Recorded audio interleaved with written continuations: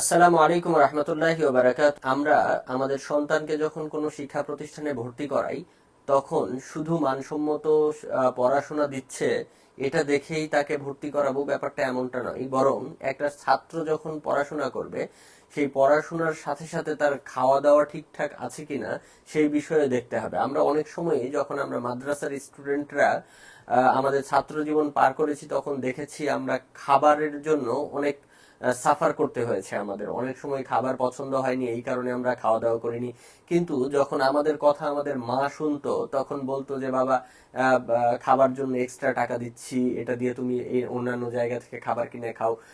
আমাদের বাবা মারা এই বিষয়টা ইনশিওর করতে চায় যে তার সন্তানের খাবার দাবার ঠিক আছে কিনা। আর আমি যদি আমার সন্তানকে খাবার দাবার ঠিকঠাক না দেই, তাহলে সে কঠিন কঠিন পড়াগুলো মাথার ভিতরে ক্যাচ করতে পারবে না বা সে বুঝতে অক্ষম হবে।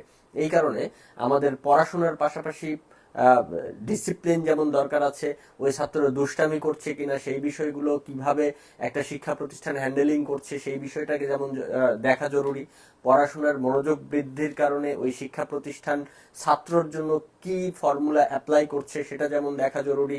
ঠিক তেমনি ওই প্রতিষ্ঠানে নিরাপদ পরিবেশ আছে কিনা, নিরাপত্তা রয়েছে কিনা, সুন্দর খেলার জায়গা আছে কিনা, সুন্দর মনোরম পরিবেশ আছে কিনা, এনভায়রনমেন্ট কেমন, এবং ওখানে আপনার সন্তানের প্রতি ব্যক্তিগতভাবে কিভাবে যত্ন নেয় ওই শিক্ষা প্রতিষ্ঠান। যেমন আমাদের সালমা রহমান ইসলামিক একাডেমির কথা বলি, সেখানে প্রত্যেকটা শিক্ষকদেরকে ভাগ করে দেওয়া আছে যে তারা কখন কিভাবে বাচ্চাদের যত্ন নেবে।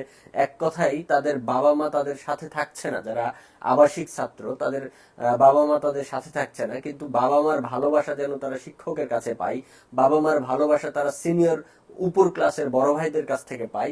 এই বিষয়গুলো যদি আমরা আমাদের প্রাতিষ্ঠানিকভাবে ইনশিওর করতে না পারি, তাহলে শিক্ষা প্রতিষ্ঠান সামনের দিকে এগিয়ে নিয়ে যাওয়া সম্ভব নয়।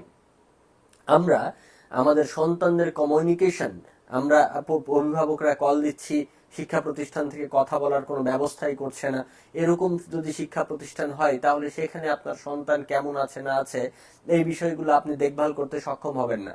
তাই কমিউনিকেশন আপনার সন্তানের সাথে আপনার শিক্ষা প্রতিষ্ঠানের কেমন, সেটাও একটা গুরুত্বপূর্ণ বিষয়। সবচেয়ে গুরুত্বপূর্ণ যে বিষয় সেটি হচ্ছে যে আপনার প্রথমেই যেটা আমি বলেছিলাম, খাওয়া দাওয়ার বিষয়। খাওয়া দাওয়া যদি আমি ভালোভাবে আপনার সন্তানকে না দিতে পারি, যেমন সালমা রহমান ইসলামিক একাডেমিতে আমরা খাবার দাবারের বিষয়গুলো খুব গুরুত্বের সাথে দেখি, সকালের নাস্তা বিশেষ করে, এবং সকালের নাস্তাটা সারাদিনের শক্তির যোগান দেয়।